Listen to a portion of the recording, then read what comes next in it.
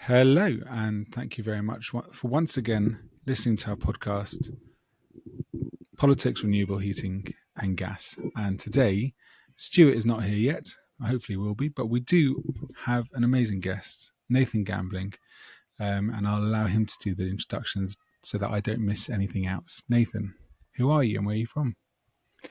Well, firstly, I know nothing about politics, by the way. Yeah, that's fine. I don't know if you're going down that road. So my name's Nathan Gambling. I run a podcast called Beta Talk, which is all about renewable heating. I started that up about I think four years ago, and it was the reason I started it up was to amplify the voice of good heating engineers, because as people are sort of now talking about heating and decarbonising heating. For around sort of the wider discourse of climate change, I realised that there was a missing voice. People weren't really talking to the on the ground coalface engineers. So that's the reason I started the podcast. I do a bit of consultancy, so I consult for Nesta. I informally sort of chat to the Department of Energy Security Net Zero quite a lot, et cetera, et cetera. So I started plumbing in 86, 87, I think it was. I did my apprenticeship with the Ministry of Defence. My friends would describe me as a lazy plumber back then. I mean, I think I was more interested in going to raves back in the 90s, but I got into teaching. So I was asked, I've got a degree in behavioural psychology, so I got asked to teach in a prison in 2006. It was the first UK prison to teach plumbing, and at the Sitting Guilds Level 3-2, 2006 or 2007. Taught in various colleges, and yeah, I mean, so I get sort of described as this sort of expert in heating. I never liked that word. There's hundreds of women and men out there doing heating way better than me. I suppose my niche is it was my granddad was one of the sort of the forefathers of domestic central heating, so he was venerated throughout Europe as being this very good combustion engine, especially with oil. It was said he had no peer when it came to oil combustion.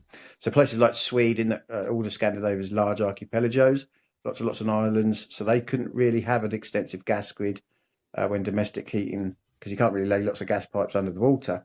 So they went oil. So they were a very big, domestic heating was a lot of oil, and he helped the Swedish develop their technology.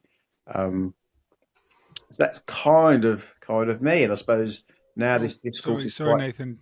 Hi, can you see me? Yes, I hi, can. Hello, Stuart. Stuart. Hi, Nathan, you all right?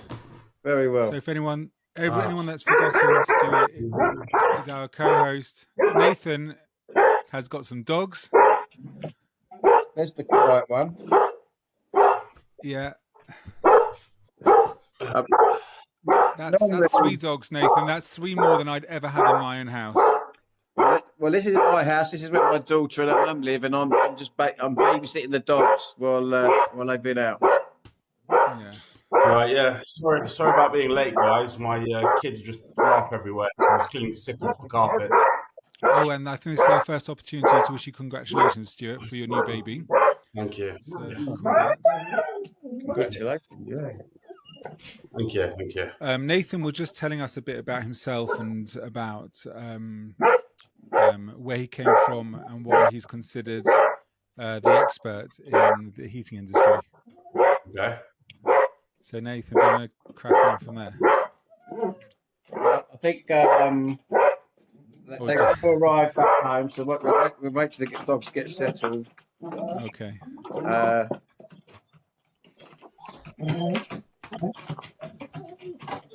Did you want to say hello, anyone? They run straight upstairs. So that was my daughter. Oh, perfect. So these are her dogs. Fantastic. So yes, Stuart, we've never met before, I don't think, have we? No, I don't think so, no. So you're still enjoying plumbing and heating in the London area? No, I'm based in Manchester now. Oh, you're in Manchester? Yes. And how do you two meet? How did you two meet? We used to work together. Must have been in 2016. Yeah, when Stuart, I think you first got married. Yeah, you decided to move to London.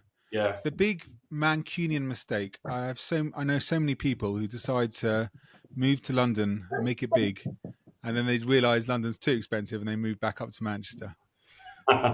Yeah. Yeah. So that's what you did. But I think we worked together for a year, didn't we? And Yeah. we've kept up the friendship, so it worked Yes. out Yes. really well. Yeah. And we call each other on nearly a weekly basis to complain about various jobs that we can't believe ever happened. Yes. Yeah. But so Nathan, you were saying that you were that you don't know why you became known as the heating expert, but Ben, I you mean, don't. I definitely see you as a heating expert. So Well, no, it's you know I don't like that word. It's because I've got a podcast. So I've got a voice, quite an authoritative voice. You know, like I say, that I mean, people in the department will listen to that podcast, sort of evidence, sort of professional development type thing. But it doesn't mean I'm this great heater. My advantage, I suppose, is I kind of know the science of heat. Which is possibly something our industry is lacking. So whether that's engineers, manufacturers, even technical directors in some of the working for some of the manufacturers, we kind of seem to have lost touch with the science of heat and why certain things were introduced into this industry. So things like wall thermostats and TRVs were not introduced as energy efficiency devices. They were introduced into the homes because we were always pushing heat into a home far too quickly.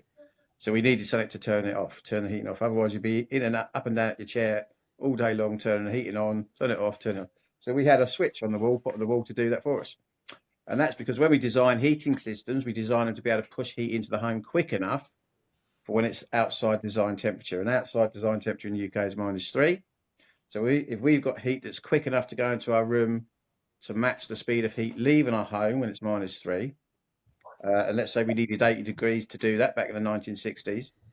When it's 9 degrees outside, you only need now half the speed. So you only needed 50-degree water in your rads.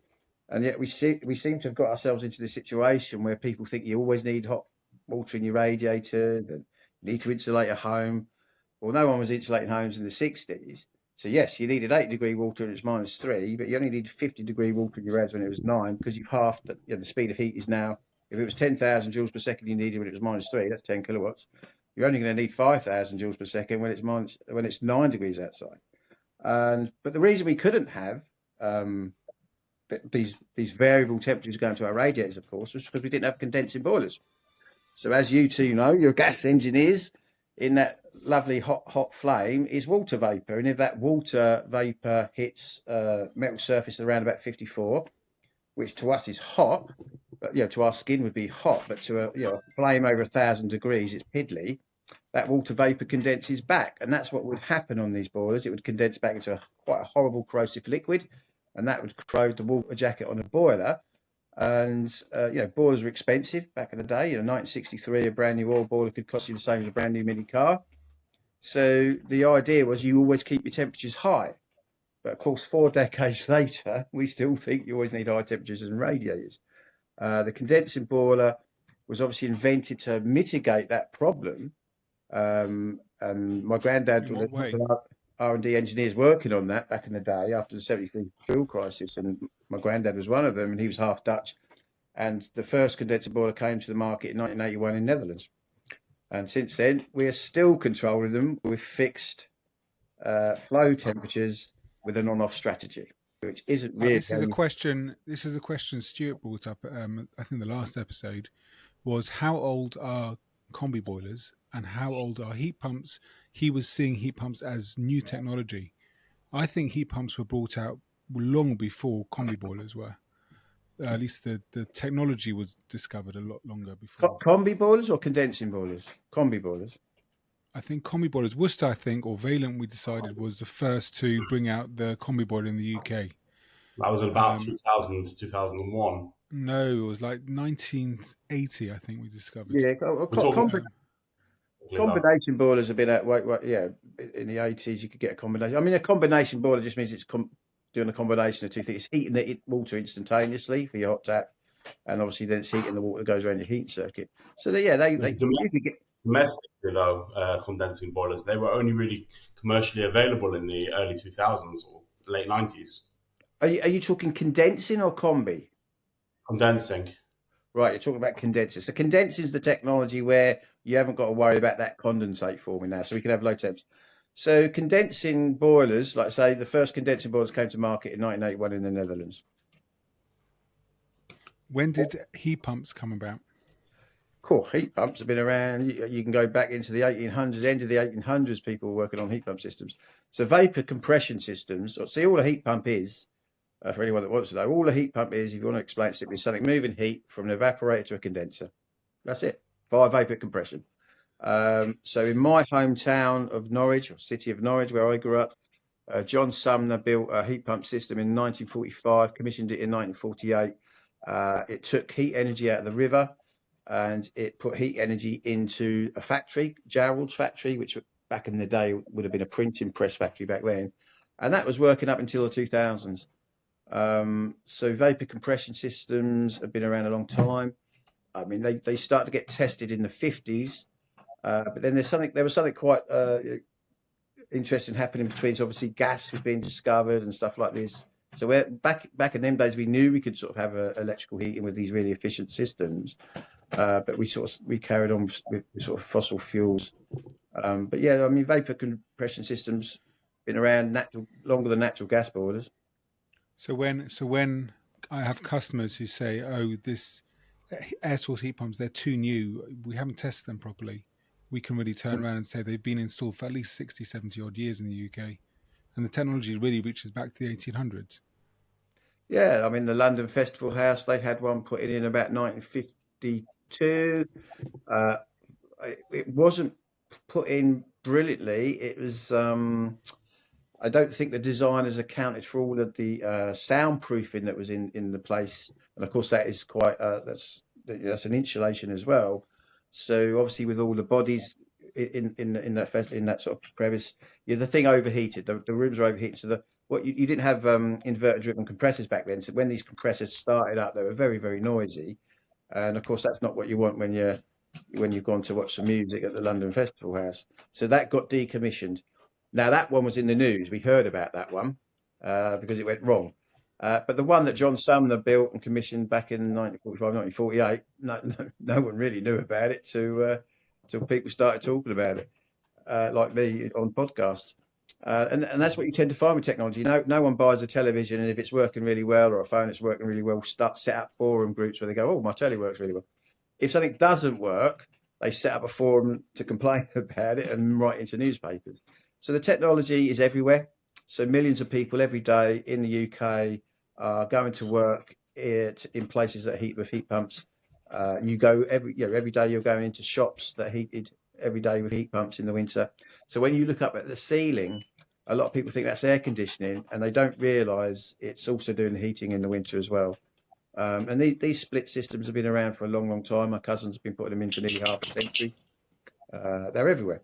They're in the TV studios where you'll get guests come on and say heat pumps don't work. Well, that TV studio doesn't have radiators. It doesn't have underfloor heating. It has air-to-air heat pump systems that are either pushing out cold air in the summer or pushing out warm air in the winter. So they've been around a long time.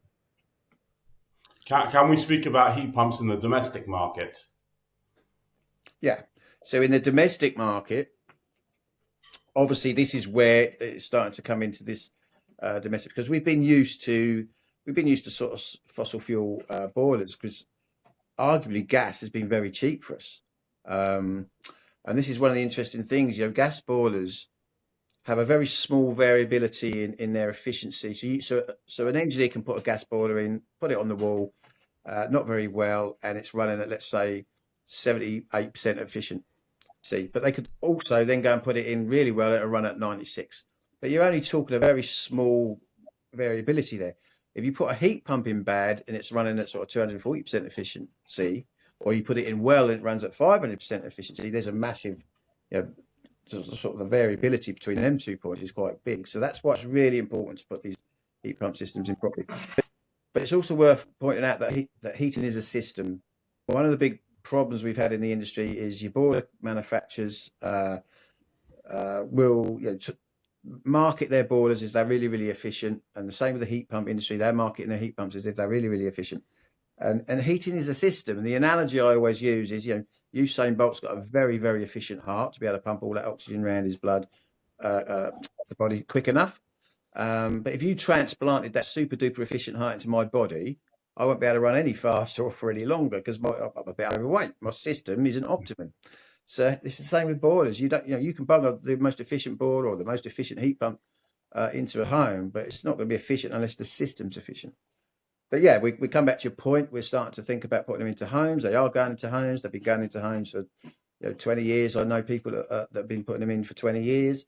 And if they're put in well, they work really well. But if they're not put in well and the system isn't designed or commissioned properly, you can pay very, very high bills. And of course, this is what we tend to hear about. We tend to hear about the horror story ones. So what about the government push now for heat pumps? As you're saying, you hear about the horror stories. Lots of houses would need to be optimized in order to put in a domestic heat pump into them, which obviously would be a huge amount of cost, which a lot of people can't afford at the moment. So with this government push, and I know they've just put the grant up from, I think, it was £5,000, it's now £7,500, but the average cost of a heat pump upwards of 15 grand, and then you can put possibly another 10 to 15 grand on top of that in regards to insulation, cavity wall insulation, double glazing, UPVC windows. Not every single property is suited for a heat pump. Domestically, we're talking, obviously, not talking commercially. And it's not always cost effective to make it so. So what do you think about the government push that? They gave a certain figure, I can't remember what it was, but they wanted X amount of installs, heat pump installs a year. 600,000 installs. That was the number. Thanks, Ben. Yeah, 600. Can I just come in there quickly before you reply, Nathan? Because obviously last week the Prime Minister Rishi Sunak, he came and gave this big speech. A few things that he mentioned was that there was going to be a relaxation on when new zero emission cars would come in. They're no longer going to be coming in 2035. It's going to be, I think, 5 years back from that, so 2040, where we will no longer be able to buy new fossil fuel cars. Also, the 2035 phase out target for gas boilers, he's relaxed that as well. So it was apparently 2035 was when gas boilers would be banned from, you wouldn't be able to buy a new gas boiler from the shops anymore. You'd have to buy an air source heat pump. He's now relaxed it slightly, and the poorest households apparently will get an exemption and will be able to buy a gas boiler, which I find very interesting because I remember when condensing boilers came out, there was a possibility that we didn't have to install a condensing boiler. Right at the very beginning, you could say, it was too hard to install a condense pipe, and therefore we wouldn't have to put in a condensing boiler. We could put in a standard efficiency boiler, but we had to fill out a form. And I don't ever remember filling out a single form. I always found a way to run a condensing pipe for my new condensing boiler. So I think this is going to be something that is going to be taken into account as well. I think poor people will, I say poor, such a terrible word, but it's what they've got on the website, the poorest households. I do think that there's going to be people are really going to have to think seriously about whether they want to actually go back to a gas boiler. I really believe that by 2035, gas prices will be so high compared to electricity prices that you would want to go onto an air source heat pump by then, and you no longer would want to put in a gas boiler. Part of that will be because as fewer and fewer people put in gas boilers and more people put in air source heat pumps, the price of gas will have to go up because the energy suppliers will still be producing gas and they still need to sell it, but they're selling it to a smaller and smaller market. So that's why I think that the poorest households that Rishi Sunak are so worried about, that they are able to have a get out of jail free card by 2035, I think they will still need to have an air source heat pump installed. Just some thoughts I'm throwing in there. Okay, but just the cost, though, the cost of the installation and the significant difficulty which can be on certain properties with the installation of the heat pump, space to put the cylinder, space outside to put the pump, upgrading of the pipework and radiators, etc., etc. Yeah, there's obviously the capex, the upfront costs. I mean, obviously heat pumps, they're going to range, the actual heat pump ranges between about £1,800 to about £4,000. And then obviously you got this, so it's the install cost. There is this sort of mythology that we need to upgrade a home to have a heat. Any home can be heated with a heat pump. Any home can be heated with human body heat. Any home. And that's where I come back to people have sort of lost touch with how heat moves. So your average home in the UK, average, obviously there's lots of different types. Your average home in the UK is 8 kilowatts. What does that mean? Well, you need 8 kilowatts of power for when it's -3. That's the design temperature in the UK. 8,000 joules per second. So that means if it's 10 degrees outside, your home now only needs 3.7 kilowatts. So it's always changing. Your temperature's outside always changing, which means the temperature or the speed of heat that we need to push into the home always changes. So a home that needed 8 kilowatts, when it's -3, you could have a party with 80 people dancing around because we all emit 100 watts when we're dancing and heat that home and maintain it at 21. If it gets to 10 degrees outside, you can beat most of the people out and you only need 37 people. So there's this bit of a myth that you need insulated homes to heat them with heat pumps because heat pumps are considered low temp.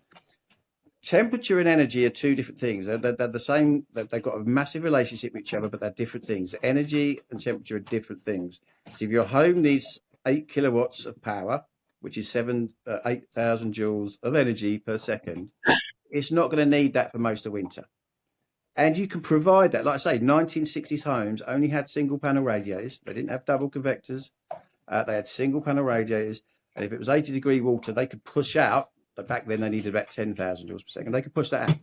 If it's 10 degrees outside, you only need to push out 5,000 joules per second. So you only needed 50-degree water rates. So this notion that we need to upgrade the fabric of a home is a little bit overplayed. When it comes to pipe work, depending on what size heat load you need, so you do your heat loss calculations. If you need sort of like 20 kilowatts, yes, you're going to have to upgrade some pipe work for sure. But not always does pipe work have to be upgraded, and not always does rads have to be upgraded. No one has sort of single panels everywhere anymore. Lots of people do have double panel, double convector rads. So it's a horses for courses. You go and look at the home. All homes are different. Everyone's done lots of different things to their homes over the years. So for some people, disruption can be low, and for some people, cost can be low of anything to be upgraded. But that's not for everyone. Some people, it's going to be disruptive. Some people haven't got space. Some people haven't got space. Sorry to interrupt you, but is it fair for the government to push that disruption and cost on someone, for somebody who may not have the space for a hot water cylinder, may not have the external room for the heat pump, etc., etc.? Well, the government have got an obligation, haven't they, since 2008 to decarbonise heating. So they've got, and the best way to decarbonise heating is with heat pumps. We know that. There's no better technology at the moment. The technology's sound. It's been around longer than natural gas boilers. The poor old person in the middle is the homeowner. Not all of them are going to be able to do this easily. So the government have got to come up with some very clever ways, some incentives. So obviously the financial sector that are circling the industry are sort of thinking of ways, well, can they get involved? Whether it's 0% interest loans, etc., etc. But the government has the commitment. They want, our country wants to sort of lead on this technology, or lead on sort of getting things done right. But yeah, it's gonna cause some problems. We're in a transitional stage, so obviously in any transitional stage, there's going to be a lot of bumps along the way. It's like the the ultra low emission zone that they have in London, which I believe people down south are not too happy about. Well, they tried putting a fresh air zone into Manchester, which would have been a similar thing. And they also wanted people to upgrade their vehicles, etc. But the financial help just wasn't there. They couldn't roll it out. The government completely messed it all up. And currently the whole scheme is under review. And they won't be, I'm not sure exactly when they intend to do it, but currently they're not doing it. Do you think potentially heat pumps may go the same way, as they've put another 5 years on it now? They said, I think only it's needed by 2035 or 2040? Do you think by the end of that, they're just going to keep on extending it and keep on extending it, as I don't see them hitting their targets?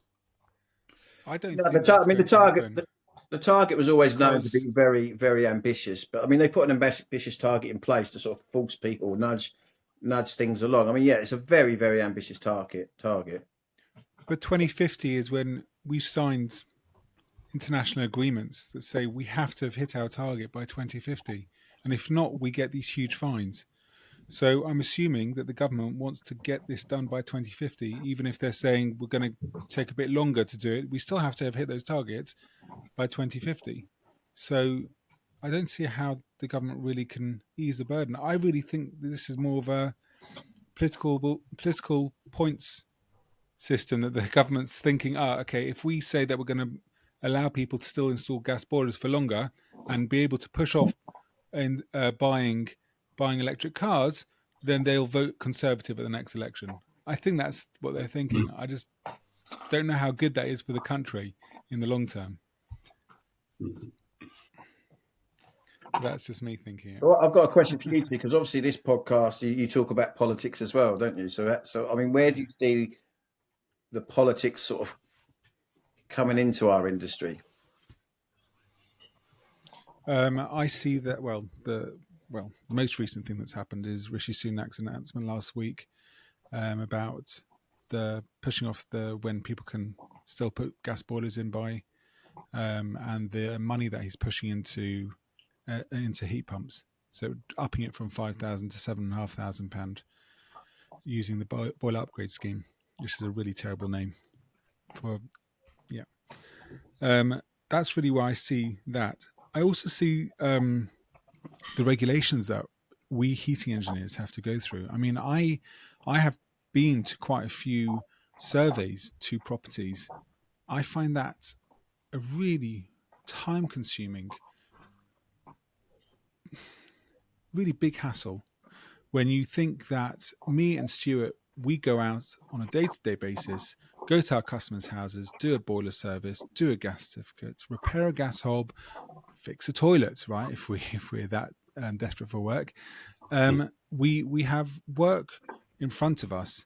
So for us to now say, yes, we're going to spend 2 hours in a customer's property, measuring up, and then spending a further 3 hours outside the customer's property in our office, spare bedroom or kids' room when they're not there, then where do we have that time to do that? One, there's so much that we have to understand, which we don't need to understand as heating engineers. I don't want to know. I hate the fact that I need to understand what the fabric of the building is made up of. I don't know. I hate the fact that I need to measure the wall because the distance between the inner and outer brickwork tells me whether there's a cavity inside there or not. And then there's the U value. I just never needed to have that information before. And so suddenly I need to. I'm just grateful that we live in the IT world, because the information technology world, because soon hopefully we'll be able to use our phones. Is this for boiler installs you're on about? Is this for surveying a property? No, I know that we need to do that for boiler installs, but I do that more often for air source heat pump surveys. And when I survey a property for air source heat pumps, I need to ask them, how old is the property, if they're aware of that. Do you know what's under the floor? Do you have floorboards going straight to earth, or do you have insulation? They may not know. Do you know what's inside the walls? They may not know. So I walk around the building and I need to see, are there those little drill holes in the wall for where cavity insulation was installed? I need to go back and see, does the age of the property mean that they have a cavity at all or not? Because why? Because if they have a cavity, then that gives me extra U valueness, and if that's been filled, then that's an insulation that needs to be taken into account. Basically, what I've decided is that there's no such thing as a true heat loss calculation. It's all a bit of a guess. So why can't we use rule of thumb like we used to use on boiler installs? Because that's what we seem to have anyway. Ooh, well, I mean, you've got software that can help you calculate, and there's obviously, as you know, there's technology that can kind of measure. So there's a couple of companies that will kind of measure your transfer coefficient. So that's the amount of watts you need per degree change outside. Arguably, when the domestic heating sector started, people did do calculations. What you're doing when you're doing a calculation, you're trying to work out how quickly heat leaves the home at design temperature, which, as we know, is -3 in the UK. Now, that kind of did used to happen because when the domestic heating sector first started, we were mainly an employed industry. So you're talking about your regional gas boards, your councils. So most plumbers and heating engineers would have been employed, and you would have what was called fitters. And then around sort of the late 70s and 80s, we had this massive thing of where people would start to become sole traders and self-employed. So we are now predominantly a sole trade industry. So that's around 86+% of us are sole traders. So tying in with that, boilers changed around the 80s. They stopped being sort of floor-based boilers. We went from high mass heat exchangers to low mass, low water content heat exchangers, which meant you can hang a boiler on the wall. So the job became a bit quicker. We also had the combination boilers getting a lot more popular. Now, what that meant was, in a sole trader industry, you've now got people think, well, I can do that install in a day. I can do that install in half a day. So the industry became quicker and quicker. The manufacturers around the industry, and we probably got the most overcrowded manufacturer sort of market in the world. You know, anyone that makes anything to do with heating will try and sell it here. You know, they then took on this thing, a notion of speed, and we're making things all to do with, like, you know, how quickly can an engineer get things done quickly. So this whole notion of surveying a property got attenuated. It became all about, well, you can just swap a boiler in, put a boiler on the wall. And that's what's happened, and that's what we train our engineers to do. You know, engineers are trained to safely put stuff on the wall. They're not trained in the science of heat. They go and do an apprenticeship. You know, that all stuff is happening at college. You learn about it, but you'll find most apprentices learning about it at college aren't working with companies that actually do it, so they forget it as soon as they're out there working in the real world. Yeah. Most people have come into the industry via the gas safe route. Previously it was called E. So they might be fantastic. You know, and I always stick up for engineers. I always try and tell people there's kind of two main genres of heating engineer.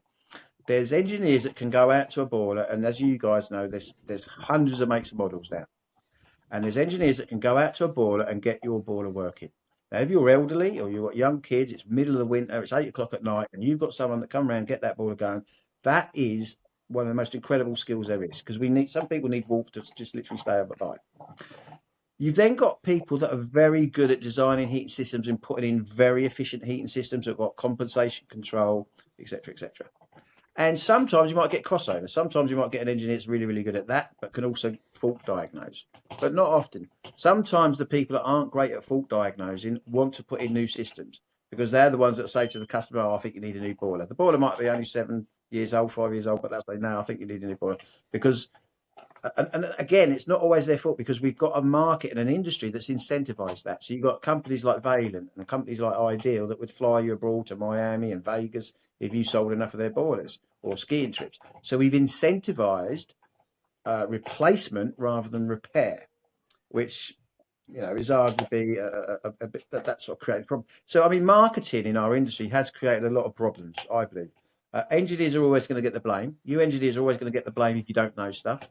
So at the moment, there's all these people now talking about our industry and talking about decarbonisation, whether it's think tanks, whether it's the academics, policymakers, that are getting a bit, you know, they can be a bit, you know, they say, why doesn't a heating engineer know this? Why doesn't a heating engineer know heat loss? Why don't they know flow? And I say to them, well, I'll tell you what they do know. They know how to get your boiler on straight away. And I use my dad as an analogy. My dad retired in COVID. He retired at 74 years old. He probably would have retired, but he retired in COVID, 74 years old. He had customers old enough to be his parents. Now, he worked across 176 villages. He was an oil. All he did was oil. He got oil working. Now, he could get any oil boiler going on this planet, trust me. It helped his father-in-law help develop the technology way back. But he could get any oil boiler going. But does he know about heat loss? Does he know about velocity, pipe size? He knows nothing about that. Why should he? He didn't put heating in systems in. He just repaired oil boilers. And he was brilliant at it. And he was a real asset. You know, if you're in your 90s and you've got no heat at 9 o'clock at night and you've got Jim Gambling coming around to fix it, that's what you want. You don't want someone coming around that knows how to size radiators properly and do heat loss calculations. So there's these different types of engineers. I think people talking around our industry need to recognise that. So, you know, because a lot of engineers are getting a bit demoralised around the transition. You think, well, why should I do that? What's it all about? And so, you know, we've got to really sort of big up some of the engineers that are really good at these skills of repair. Help the ones that want to sort of design systems more efficient. Help them familiarise themselves with some certain concepts, and get them used to doing things like, you know, heat. Yeah, heat loss calcs can be a pain, Ben. But I mean, there are going to be apps. We know someone very well, Adam, who's developing the Carno software that's going to help out with that and stuff like that. So there's going to be tools to help us do our job. I just Nathan, can I ask, where do you see the future of the gas industry going in the next, say, 30 to 40 years? Do you think if you were a young man, in your 16, 17, and you were going to train to be a gas engineer, would you recommend someone doing that now? Or would you say, no, that's a dead industry, in 30, 40 years it would be gone? Well, I was doing my apprenticeship now, and I mean, obviously, 16-year-olds have got way, way better things to think about than their lifelong career. But if you're that age group, yeah, it's worth now getting into renewables, PV, heat pumps, battery storage. That's where it's going.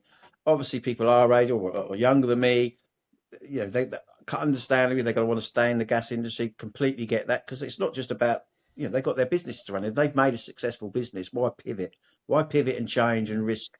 And that's what happened about 15 years ago. There were companies that were having quite successful. They've got some people working for them, maybe 20 people working for them. They pivoted, thought renewables was coming in, rechanged all the branding, and it didn't work for them because the market wasn't there. They didn't have the customers, and some of them lost. Some of them lost out, and they lost their companies, and they're back doing, back as self-employed traders. But I definitely advise the younger generation to get in. No point getting into gas if you're the younger generation. I say that, of course there is, because you're still going to have, for 15, 20 years, people are still going to want their gas appliances repaired. But it's an exciting industry. So yeah, I mean, anyone could get into it. It's very exciting. We are at this transition. Like I say, 15 years ago, I think 20 years ago, people did try and start it. It didn't kind of happen. But yeah, it's definitely happening now. I mean, it's the way it's going. Yeah. There's no two ways about it. We aren't going to be burning, 2050. We're not going to be putting gas into people's homes still. Yeah. I do think that an apprentice nowadays should be focusing on both. I don't want to say gas. I want to say plumbing.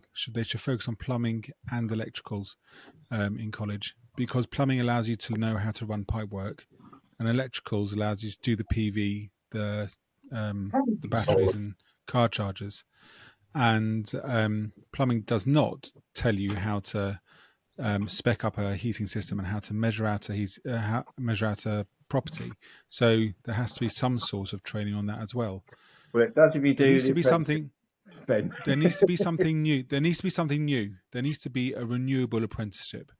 There cannot be a plumbing riskman. How did you get into the industry? Did you do an MVQ or... Who, me? Mm. Yeah, I did a 2-year MVQ 2 in City College Northwest London, and then I did a further 2 years. For some reason, I was switched into a City and Guilds course. So I never got my level 3, but I was on the level 3 course, and for some reason they switched me. I can't remember why. I was 21 at the time. So heat loss is taught. Heat loss is taught at level 3. Can you remember what the number of your course was? It the 6035 or 6189? Because a lot of people 6189. Right. So you were on the MVQ. So at level 3, heat loss will be taught. But don't get me wrong. Some of the teachers aren't great at teaching it, and obviously, like a lot of stuff going on in college or anywhere, like your gas training centres, for instance, a lot of it's just tick box exercise, because training is an industry. It's a business in its own right. They just want bums. I do also think that it depends on, if you're an apprentice, that means you are working for someone else. And you're doing evening courses, which is what I did for the last 2 years of college, or even if you're doing a day release course, you are then going back to the person you're working for, and you're saying, "Oh, look, I learned that we should be doing heat loss calcs." And he goes, "Heat loss calcs? What's that?" And then you never talk about it again. And you say, "Oh, have you ever seen those triple panel rads?" He goes, "Triple panel rads? They're way too big. Let's put in the double panel, 700 highs, 1,000 wide, like we've been doing the whole time. 28 mil pipe to run for flow and return? What's wrong with you, man?" Right? So you never ever will, as a Ben, they teach big room, big radiator, small room, small radiator. Yeah. I just don't know how. That's why I think a renewable engineer that does know how to run pipe, that does know how to calculate, because the problem we have here is that we've got gas men over here who don't understand how to measure up a room properly. So forget about us. Train up the next generation and somehow get us to bring these people up without us getting in the way and giving them our old knowledge, which doesn't apply anymore. I don't know how that works. I like giving out ideas that no one really understands. And then they can also work on, electrical work, which I've never done an electrical course before. So I don't really understand how to go through Then consumer you're units. saying the future is people will be both sort of plumbers and electricians to be able to install the new Yeah, but plumbers technology. is the wrong word. Well, being able to run pipe work, maybe pipe fitters and electrician, being able to run pipe work. Also, can we touch on solar as well, being used in conjunction with heat pumps? Yeah, You know, obviously PV makes a lot of sense. If you're generating your own supply, it makes a lot of sense to work with heat pumps, and there's lots of analysts sort of analyzes. So solar PV, just in case people don't understand, what is solar PV and what is solar thermal, and why have we gone with solar PV? Right, solar PV is photovoltaics. You're producing electrical current. Solar thermal is where you are capturing infrared from the sun to heat up water that they want to do useful things with, whether it's heat up water to uh, supply domestic hot water to your taps or for your heating system. So that's the difference. I mean, they both generally will have something on the roof. But solar PV I mean, a lot of analysts will say at the moment, if you've got a spare £10,000, put a load of PV on your roof. And yeah, working in conjunction with heat pumps is good. And there's another company, I'll give them a plug. They're a new startup called Warmer, Warmur, and they have got an app where a customer, because obviously customers are finding this all very confusing, and why wouldn't they? Because engineers are finding it confusing. And Yep. the app will pull in loads of data for what your house type is. It will use EPC data and a few other things, and it will tell you what the average running cost will be if you had a heat pump system with PV, heat pump system with PV and batteries. But interestingly enough, it'll also tell you the price running costs if you had these agile tariffs.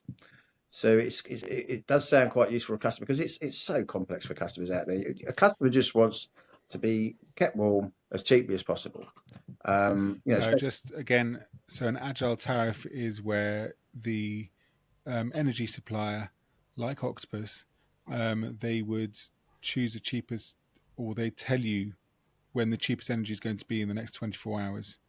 Am I correct? And then you can choose to pull in heat to charge up your hot water cylinder using electricity when it's cheap at 2 o'clock in the morning, as opposed to at 7 o'clock in the evening when didn't that everyone used to else be like is the running. old Economy 7 for the old wall heaters? Yeah, economy 7, economy 10. You got different prices for. I mean, electricity is kind of works like the stock market. It's bought.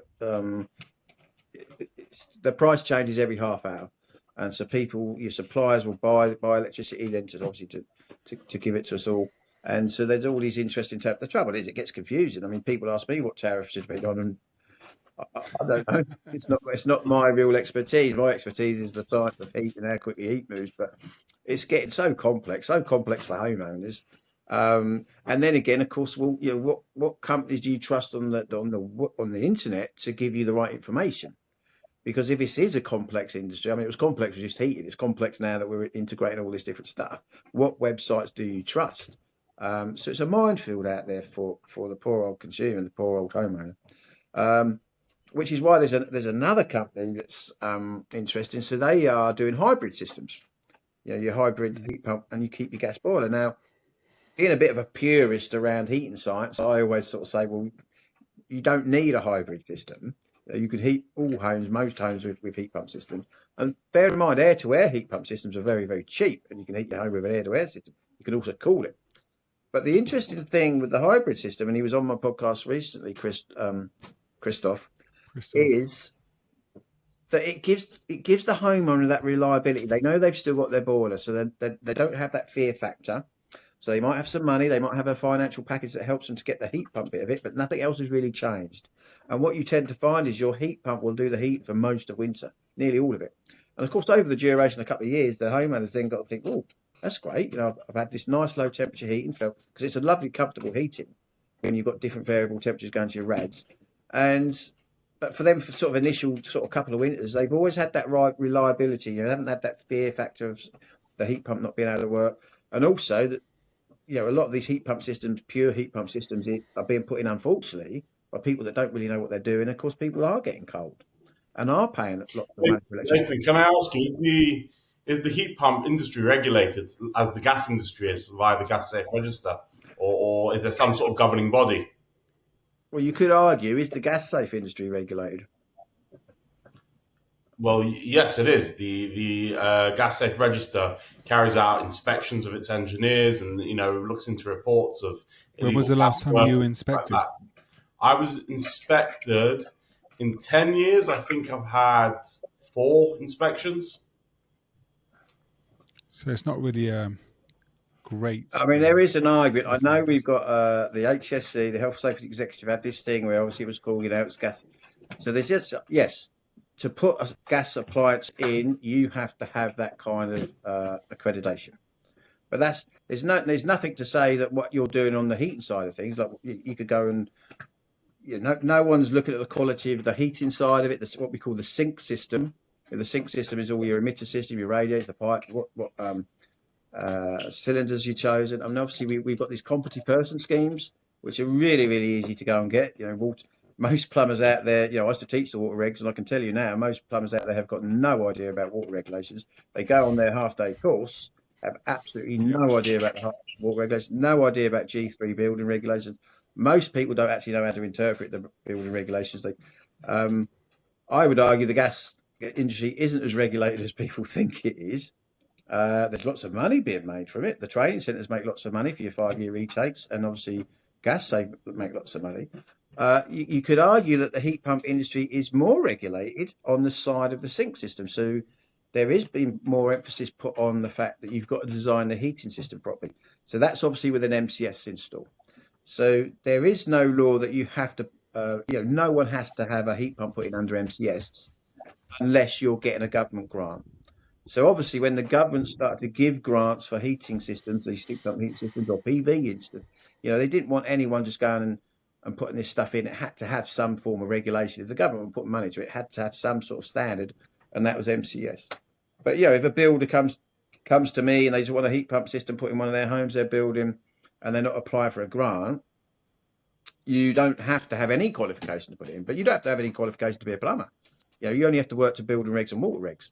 And there's no law to say you have to have a qualification to be a plumber. If you want to work on site as a plumber, you do need to be, I believe, very minimum level 2 City and Guilds qualified. If you want to go into someone's house and call yourself a plumber, you can do it. But on site, it's very different. Yeah, but that's not a legal law. That's going to be down to the developers. I mean, these large developers want to see your SCS cards and stuff like that. But because they've got lots of they've got massive health and safety policy documents they've got to keep up to date with. But there's no law to say to plumb in this industry you have to be qualified. You just have to abide by the regulations. And that's kind of the same with heating. Obviously, with heating systems, there's some of it comes under the competent person schemes, which haven't really worked in this industry. Most of us know they haven't worked. As heating and plumbing became more complex in the 80s, you found that notifiable works, you'd notify your local building authority that you're going to do a particular job. Most building inspectors were coming from the brick trades and the carpentry trades, and of course they didn't know our industry, had no idea about unvented cylinders. The 1984 Building Act meant we were now used to allow unvented cylinders. We were the only country that wasn't allowed to use them. The whole of Europe was using for ages. But your average bricklayer and chippy that became a building inspector didn't have any idea about these systems. So that's why we engendered these competent person schemes that you self-certified, notifiable work.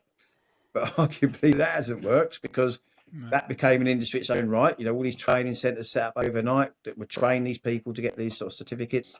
And people go in, do these tick box exercises. You're allowed to take that multiple choice as many times as you want, and you got your certificate. So the skill level out there isn't that great in our industry. And really, I don't know what I'm taking those courses for, because if I do an installation of an unvented hot water cylinder and I decide not to record that I've installed it, who will ever know that?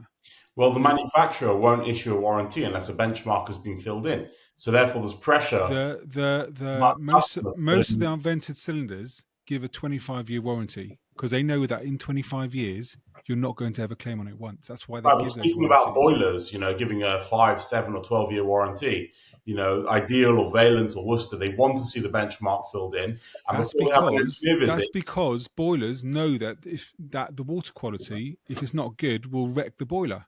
that's why they insist on a And service. therefore they make you put in the benchmark and say what chemicals you've used and whether you've done a power flush and all this stuff that Nathan's going to say, well, chemicals don't work anyway, or it's not good not good Yeah, to put in but the system for anyway. example, I had to call out. That's what they request that they do because they know that it's going to break down. But hot I water had to cylinder, call out Ideal the other day for, I think it was a 3-year-old boiler, and before they were willing to come out, the boiler had been registered and benchmarked, etc. They wanted the customer to send a photo of the logbook, the service logbook, to show it had all been filled in by a gas safe registered engineer before they're willing to send an engineer out. So manufacturers are doing what they can to make sure things are done to a minimum standard via these sorts of things, mostly because they want to save themselves money, not that they care about the customer. yeah. And when was the last time a customer called you up and asked, could you please fill in the booklet in the back for the last 3 years? It So happens a lot. when the engineer comes around, they're not going to. It doesn't. It's not. There's no way to track these things. So I also think it's interesting. I think MCS will become that governing body like GasSafe is of gas boilers. So MCS will be of all renewable technology.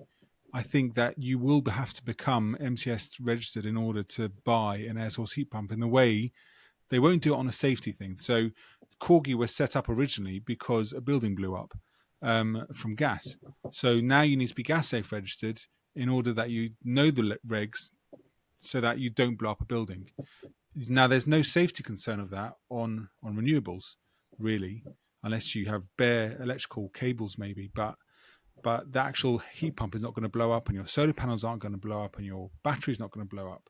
So I think it's harder for them to become the organization that is on safety. It can't be a safety organization, but I think MCS has to become, if they want to control as much as they want to control, I think they have to become the registered body, even for heat pumps and solar panels that are installed by builders on building sites, as opposed to just on properties that I work in residential properties.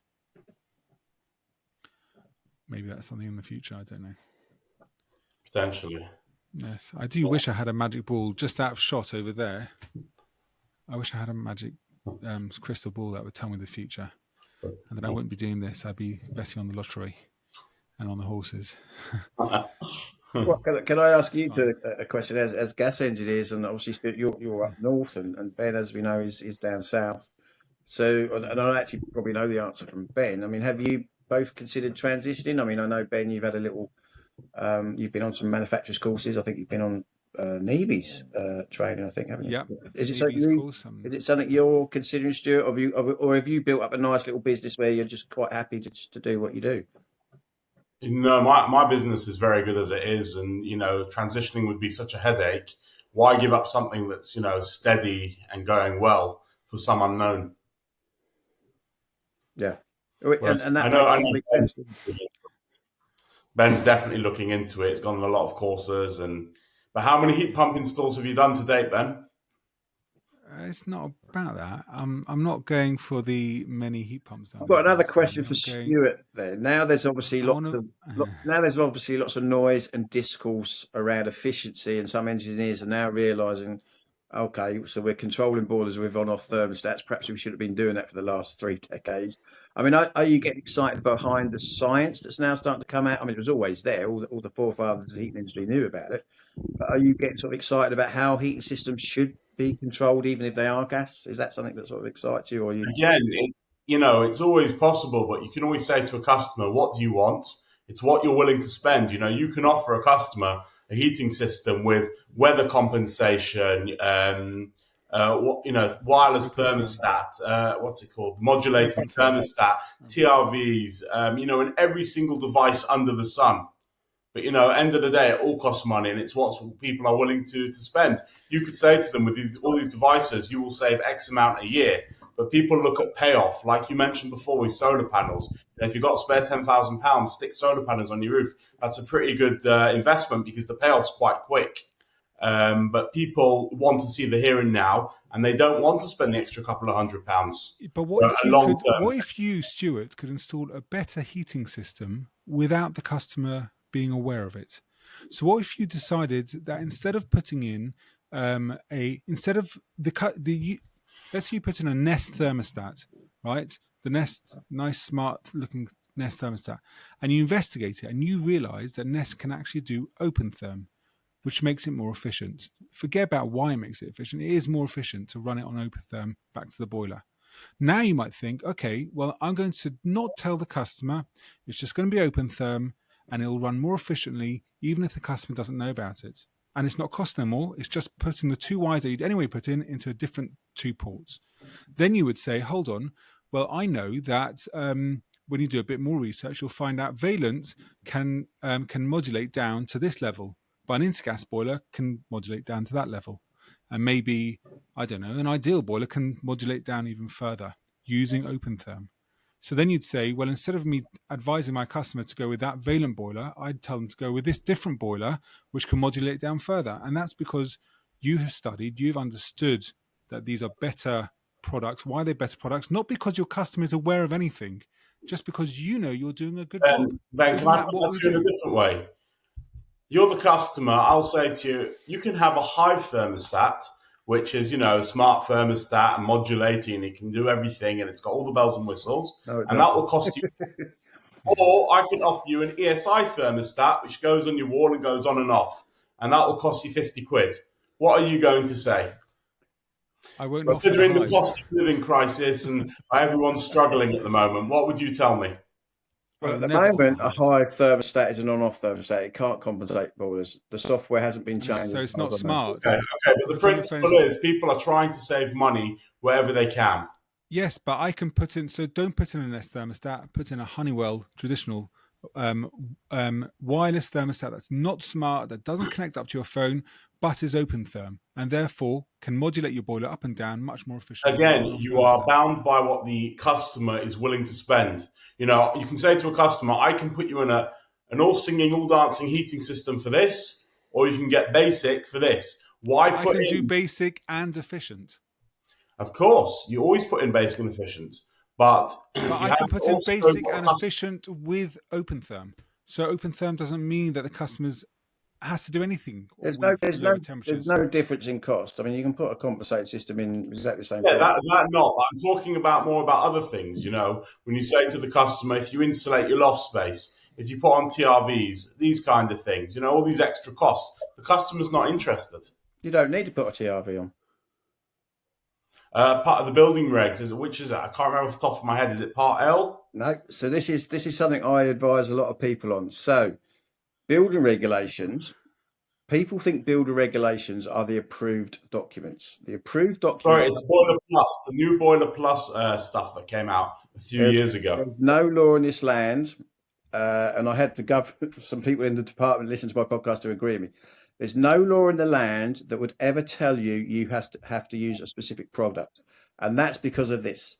If you have a law that says you must use TRVs, someone might come and invent something better than TRVs the very next day. Innovation, and we can't use it because there's a law in place that says we must use something. You will never find how they put heat pumps on people. In 10 years' time, something newer and better may come out. Part L. So if you read any approved document, and you guys should know this because you're kind of supposed to know how to read the approved document.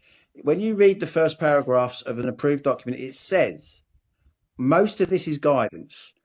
Only the text that's in the green box is the actual requirement. So if you look at Part L, you'll see that the actual text in a green box, tens of thousands of words, is just guidance. The only text in a green box, there's 3 words that are what we're talking about. Use effective controls. That's it. That's the requirement in law. Now, the working groups that write the approved documents, don't get me wrong, the working groups that write the approved documents have manufacturers write them. So, of course, your chemical industry loved it when BS 7593, the standard for using chemical inhibitors, was put into the guidance. And they come out with things like it's now mandatory. No, it's not. It's been put into the guidance. And the manual to the building regulations is explicit in saying you do not have to follow guidance to meet the requirement. And the requirement for inhibitors is the next little sentence under use effective controls. You must commission a system. So English law isn't silly enough to say you must use certain things. So there's no law. There's clause 520 is the clause in the guidance that says about TRVs. It says if you use TRVs, you're basically you're meeting the requirement of effective control. Now, what I've now told industry though, TRVs were invented because we were putting speed. The heat was going into the homes far too quickly. We invented or we brought things into the industry to turn the heat off quickly, because you're overheating the home all the time. You're pushing heat into the home as if it was -3 outside. That's why the TRV was introduced, not as an energy efficiency device, as an off device. There's no law to say you have to use TRVs. Now, you could argue that everyone putting in on-off systems isn't actually meeting the requirement, use effective controls, because we've had condensing boilers. The reason condensing boilers were invented was so we didn't have fixed flow temperatures. That's why they got invented. And yet we're still controlling them with a fixed temperature. So your customer, you just tell your customer, well, that's now the requirement. You also, it's like you wouldn't put an open flue appliance in your customer's house, would you? You wouldn't have them say, well, I can get an open flue appliance cheap down the road. I want you to put that in because it's cheap and I'm the customer and I decide what happens. You just wouldn't do it. And it's like controls. You say, well, this is what we do. It's going to cost you. No. I mean, sometimes it costs them less. It's a more comfortable heat, and they'll actually enjoy it more. So don't ever be sort of fearful about that kind of thing. Yes, the customer is important. Yes, we want to be doing, if they don't want radiators changed, that's up to them if they don't want them changed. But you don't need to change rads for compensated systems. But the controls industry is a very, very powerful industry. They like you putting stuff into every room. They love it. So one of the manufacturers for the control industry, I won't mention the name, but they also made all the napalm, all the cluster bombs, and all the landmines for the Vietnam War. So don't try and tell me. Sounds like Honeywell. Yeah.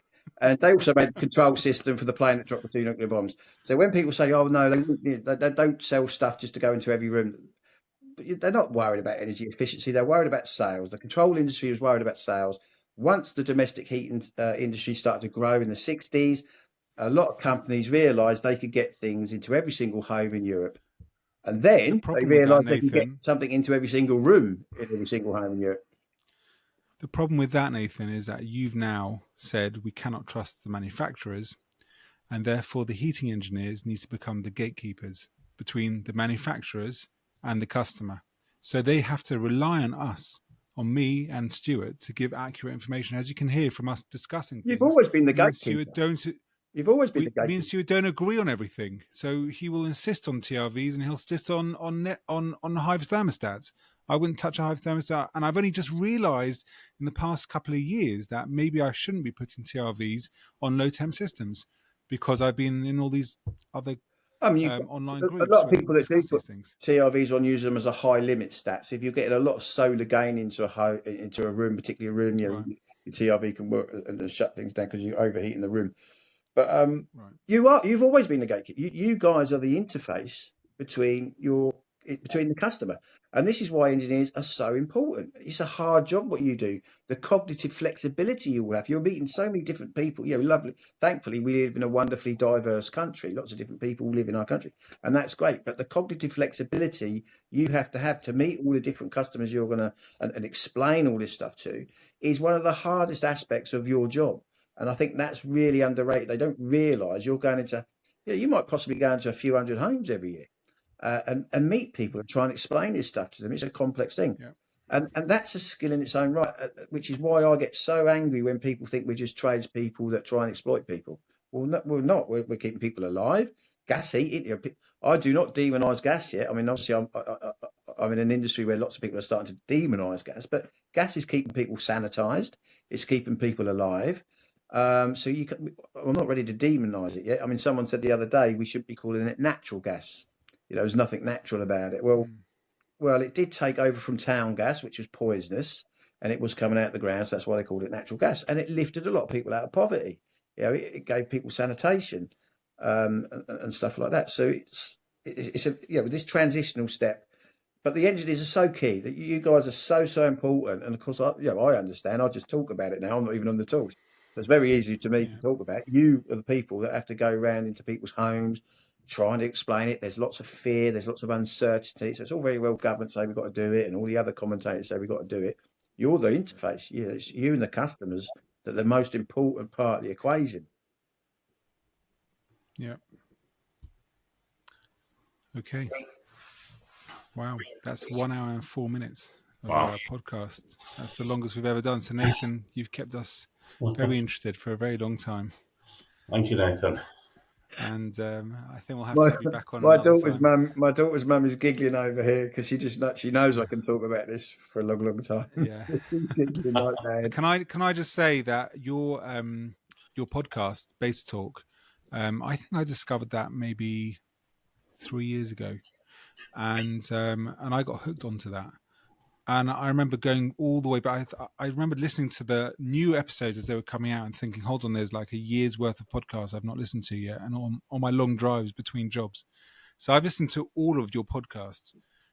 So I'm quite, that you were the one that pushed me into looking at heat pumps. I wasn't too interested in it before. I started listening to your podcast and started realizing this is really, really important and I need to get involved in it. That's why I wanted to get involved. Not because, I mean, you, Stuart, you're not that interested in it, but I definitely am. I definitely, it's not just about being the future. It's just about being a better way to heat your home. That's what I want to be involved in. Nathan, just briefly, I wanted to ask about the infrastructure for all these heat pumps and everyone, tomorrow, if everyone had a heat pump and an electric car, where's all the electricity going to come from? The amount of building work they'd have to do to the national grid now to get it up to scratch for that amount of demand. Would we have to go nuclear or, because solar and wind power just isn't going to cut it when there's no sun and when the wind doesn't blow, what they're going to do? The only real answer is nuclear, isn't it? Well, it's an interesting thing. So you've got three things. You've got demands, you've got supply, and you've got the thing that connects the supply and demand. So, for instance, back in the day, I mean, I don't know how old you gentlemen are, but back in the day when we didn't really have more than 4 channels on television, so Coronation Street was a very popular program, and they had to worry about the supply. The supply had to be flexible. So for things like when Coronation Street adverts come on, you got about 8 million people switching a 3 kilowatt kettle on at the same time. So they would have to wind up power stations specifically for that event. So there was always flexibility on the supply, but it meant bringing on big power stations. And what they're now realizing now is, if people have got these batteries in their EVs and they've got these electrical using appliances like heat pumps, they've got PV, you've now got flexibility on demand. Millions of products that have got the flexibility on demand. So which means you can do clever things so that yes, you're right. Obviously we know wind and solar isn't going to work when solar's not at night time. But we're bringing more of this stuff on. We're decarbonising the grid. And if you've got flexible demand as well, then there's no worry. The issue and the challenge is how do you get all that to talk to each other? So how do you get all these agile tariffs and how do you get all these appliances? The infrastructure's there in the home. All these EVs that are there. They're like they can have flex. It's just you've got the communication has got to be worked out. EVs is an electrical vehicle, so your electric car. So when people say the national grid won't cope, I mean there's supply. There's not really anyone worried too much about supply. I mean. It's and obviously it seems really strange thing to say if we've got these electrical using appliances like charging up your EV battery or a heat pump, they actually help solve the problem because they are the bits and pieces that can actually make the demand flexible.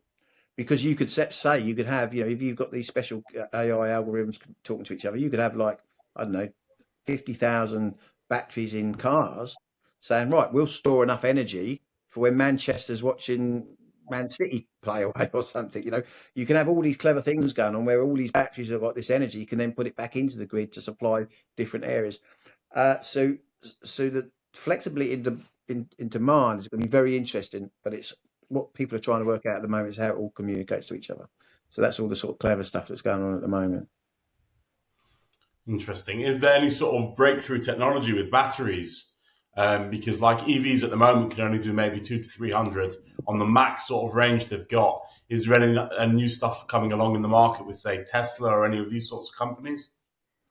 Yeah, I think China's had some big breakthroughs in batteries. There's breakthroughs in battery technology coming online all the time. I mean, the Chinese have just put a load of cars onto the market, that are obviously going to rival you, things like Tesla. And if you look at that market, if you look at that market 20 years ago, all your big car companies were sort of laughing at the notion that it would all go EV, but all your biggest car companies out there now are all getting into EVs. So that it's here, it's here to stay. Battery technology is always going to be changing. Um, Obviously, we're sort of there are different battery technologies to lithium, so it's always going to be a very interesting market. Lots of people researching it. It's not really my expertise, the sort of the battery side of things, but yes, it's an interesting thing. I always argue it's the complexity what worries me. I mean, I can do my email, I can do my podcast, and I can do a little bit of social media, but all these we live in a world now where you have to have passwords for this and passwords for that, and it all gets a bit too confusing for people my age. So I completely understand homeowners that are very fearful about sort of this new technology to heat them, for instance. Well, I say new. Heat pumps aren't new technology. They've been around longer than natural gas boilers in this country. There was a podcast you did way back where you were talking about elderly people, particularly with their eyesight, not being able to see modern day thermostats.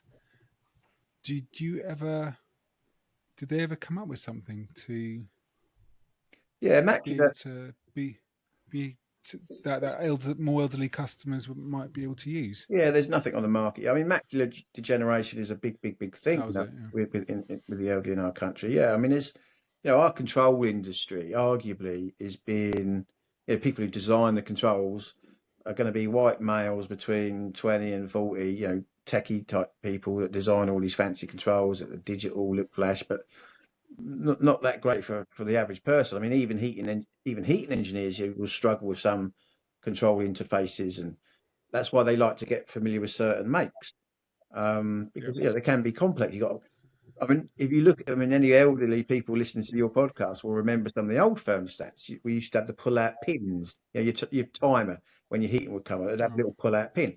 Well, if you think about it, they were great pieces of technology because you could walk up to that and think, oh, my heating's going to come on at 6 in the morning. It's going to go off at 10 in the morning, and it's coming back. And you could do all that and get all that information without having to press all these buttons and menus.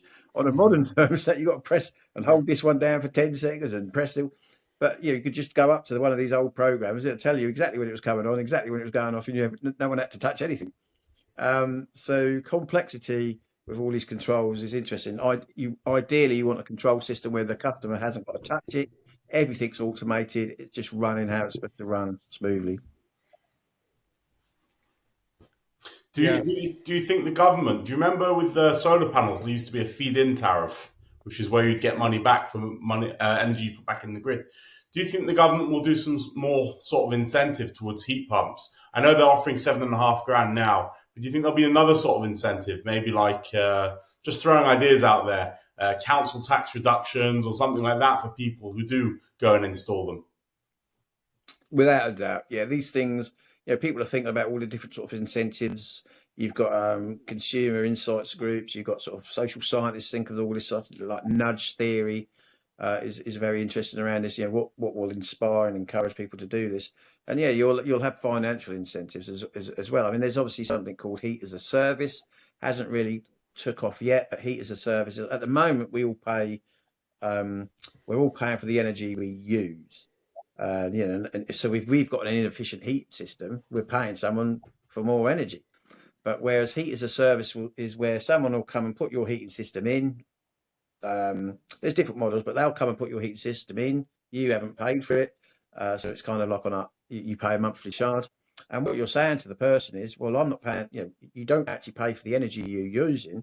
You're paying for the service. So what your requirements are is that you want to be kept at 21 degrees all throughout winter and have enough hot water, wherever you want for your hot water, and you pay the company a monthly charge for that.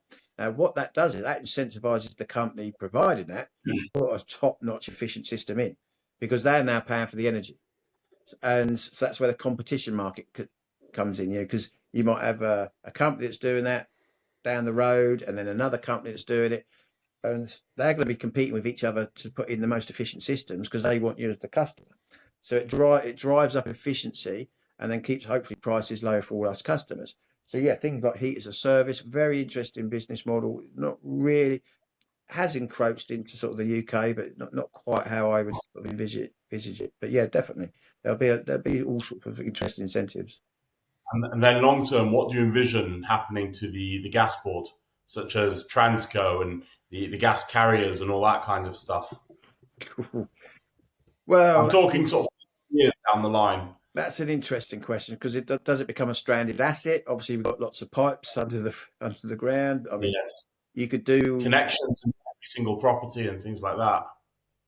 yeah. I mean, that's why that's why this hydrogen thing came. People were talking about having hydrogen boilers because I don't think maybe in very, very, very small air. Hydrogen is good for industrial processes. I don't think it's not the solution for going to individual homes at all. Don't get me wrong, we've had a good run of it. We had the world's first gas grid ever. Started in 1814. We gave the world that technology, and like I say, it's lifted people out of poverty, etc., and give the world sanitation. So it was a good system at the time. But I don't think continuing to put a flammable gas into people's home is the way to go anymore. Now we've become a bit more advanced. Wine. So we should pipe wine to everyone's house using the gas grid. I mean, I don't know. You'll probably get the large gas pipes being used as sort of like underground robotic races with like little mobile cars that are racing around the grid or something. I don't know. And the And what gambling. about what sort of percentage of properties would you say are not suited for heat pumps? Well, thermodynamically, every home can be heated. I mean, every home can be heated with people. Logistically, say it's just not logistically or financially possible to be done. Good question. So thermodynamically, every home can be heated with a heat pump. Logistically, is interesting because it doesn't just come down to the building archetype. It will come down to people. Sometimes the people living in there that we all live in different complex ways. Some people might not want that space that used to be an airing cupboard made back into an airing cupboard for a cylinder. They just might not want it because of the way they live. Things like planning. Do they have space outside or on the wall, etc., etc.? So yeah, the logistics for different home archetypes are complex. Disruption can be. I mean, you got to remember back in the 60s, 70s, and 80s, look, most people never had central heating. They had single point heaters in different rooms, whether it's a coal fire, your 3-bar electric fire, or a gas fire. And when people started to have heating systems put in, it was disruptive. The whole house was getting pulled apart to lay pipes. And I come from a family of heating engineers, but we didn't have central heating until about 1980. There's always been disruption if you're going to change things around. Obviously, back in them days, people had floorboards and carpets you could roll up. Now people have fitted carpets and screwed and glued flooring, so it makes it a little bit more awkward.